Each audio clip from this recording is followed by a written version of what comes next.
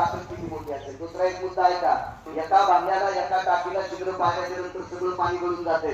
ब्रह्मदेवानं जाणून बुजून उभ्या टाकीला 9 छिद्र पाडले, जाणून बुजून 9 छिद्र पाडले, तरी बुवा मनानं पाणी येत नाही. काय चातुर्य असेल, फक्त 2 गोष्टी सांगितल्या. अशा 47 चातुर्य ब्रह्मदेवाचे, त्याला फक्त जन्माला घालायचं काम आहे. पण या गाडग्यामध्ये काय टाकायचं ते पंढरपुरातल्या मालकाच्या हातात आहे. उपाशी माणसे का गावरान तुपात खाऊ घालायचे, का नुसती भाकरी तोडून खायची, का नुसती भाजीच प्यायची, काय परिस्थिती असेल कल्पना करा.